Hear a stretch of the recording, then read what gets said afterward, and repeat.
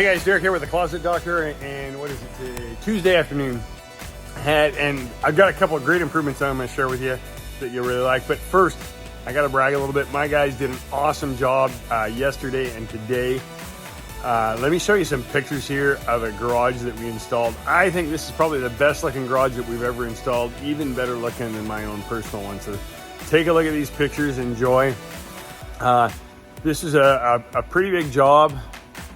We got the high gloss red. I think we had 13 sheets of that, and then about 40 sheets of other material.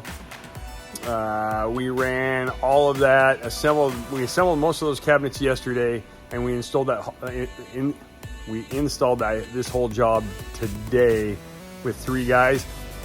And the cool thing was, I had a conversation with the builder the other day, and I told him we were out there walking the job, and it didn't look like it was going to be ready. And I told him, I said, look, we're not like we're your other crappy subs.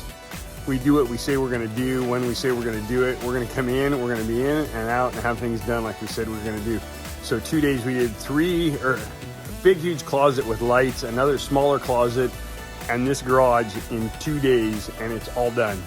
And we backed up today, and I gotta give a shout out to my guys because they did such a good job yesterday. But we backed up today, and he told us you can't put anything on the driveway. And I was like, well, that's BS. We're not rolling stuff across the dirt. So I backed up the trailer, put the ramp down, but I put cardboard down underneath it so we didn't scratch this concrete. And then the first thing I did is I pulled all this cardboard out of the van and covered the floor. And he came out and he's looking around and he's amazed, and he goes, "You're right. You guys are the best subcontractors I have ever seen." I was like, dang right we are. So good job, team. So from there, let's get on to improvements. We use Gemba docs to build SOPs, how to do stuff. So this is how we build our optimizer drawers. We have 12 steps there to walk everybody through. We print those off on a color printer, and this is just a little binder sheet protector. We used to laminate stuff. It takes too long. I believe it's over processing and waste of time. And this way, if we need to make changes, we can pull it out and print it out, put a new one in just seconds.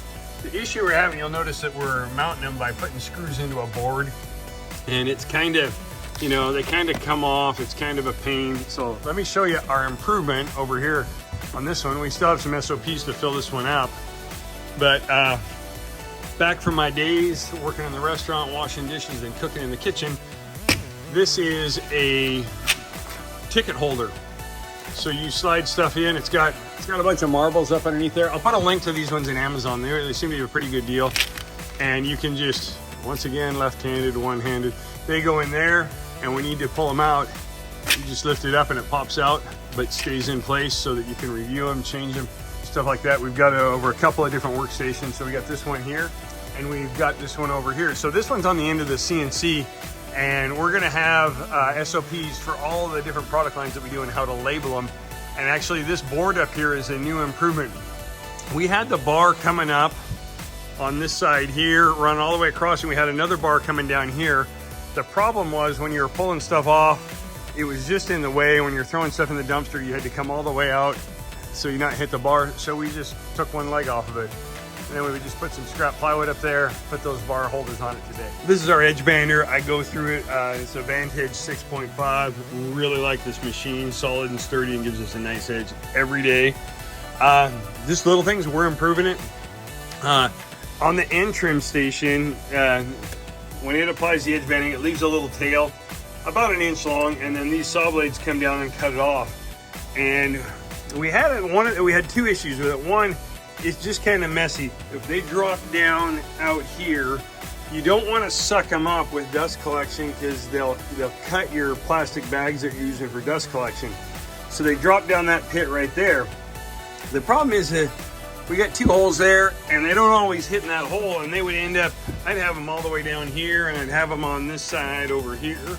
So the first thing I did, I had a little bit of this clear vinyl, and I blocked that section off so that stuff can't pass in that way. And then I put some Kaizen foam underneath the beam to the ground there to where it can't get stuck there. So now if it bounces off of that stuff, it's gonna go in the hole.